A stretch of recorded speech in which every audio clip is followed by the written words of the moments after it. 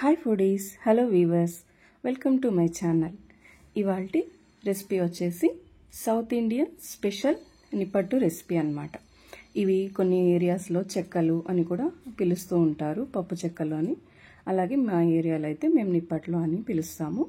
ఈ crispy and crunchy అయిన ఈ సౌత్ ఇండియన్ స్నాక్ని ప్రిపేర్ చేసుకోవడానికి చాలా సింపుల్, ఈజీ స్టెప్స్ని ఫాలో అవుతూ చేసేసుకోవచ్చు. ఈ వీడియోని ఎక్కడ స్కిప్ చేయకుండా లాస్ట్ దాకా చూడండి.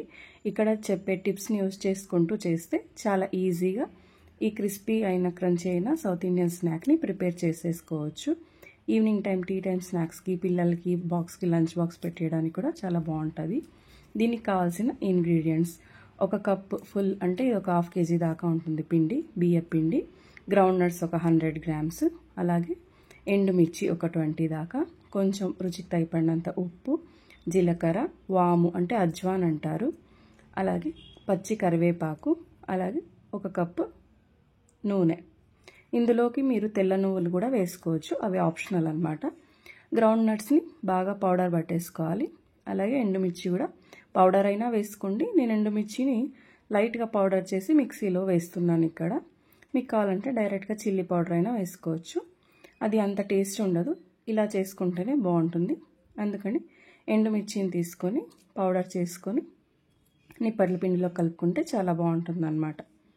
ఇక్కడ ఈ కప్ తీసుకున్న 1/2 కేజీ బియ్య పిండి వేసుకొని ఇప్పుడు అందులోకి ఒక జీలకర్ర, కొంచెం 2 టీ స్పూన్ల జీలకర్ర, 1/2 టీ స్పూన్ వాము, తరిగి పెట్టుకున్న పచ్చి కరివేపాకు, ఎండుమిర్చి పౌడరు, అలాగే రుచికి తగిపడినంత ఉప్పు, గ్రౌండ్ నట్స్ పల్లీ పౌడర్ని చేసి పెట్టుకున్నాం కదా, వేరుశనగ విత్తనాల పొడి, అది వేసుకొని ఆ ఇంగ్రీడియంట్స్ అన్ని కలుపుకొని తర్వాత ఆల్రెడీ కప్పు ఆయిల్ చూపించాను కదా, అది కూడా బాగా వేడి చేసి వేసుకోవాలన్నమాట. అలా బాగా వేడి వేసుకొని ఈ ఇంగ్రీడియంట్స్ అన్నీ బాగా కలిసిపోయేలాగా మొత్తం ఒకసారి కలుపుకోవాలి. కలుపుకున్న తర్వాత కొద్ది కొద్దిగా వాటర్ని యాడ్ చేసుకుంటూ పిండి అన్నది మరీ గట్టిగా కలుపుకోవాలి. మరి మెత్తగా కలుపుకుంటే అవి మధ్యలో ఫ్రై అన్నది అవ్వదన్నమాట, మెత్తగా ఉంటాయి. సో పిండి అన్నది ఇక్కడ చూపిస్తున్న కన్సిస్టెన్సీలో గట్టిగా కలుపుకోండి.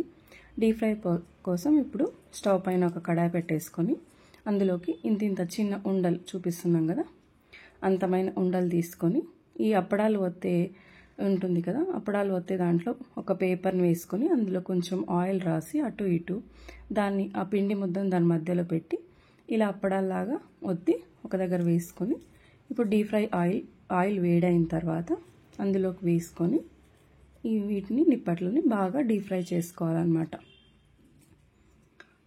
వేసిన వెంటనే తిరగేయకండి, తిరగేస్తే విరిగిపోతాయి. ఇక్కడ చూపిస్తున్నట్టు కొంచెం అవి ఫ్రై అయ్యేలాగా లోపలికి వాటిని స్టెయినర్తో ఇలా లోపలికి ఒత్తండి.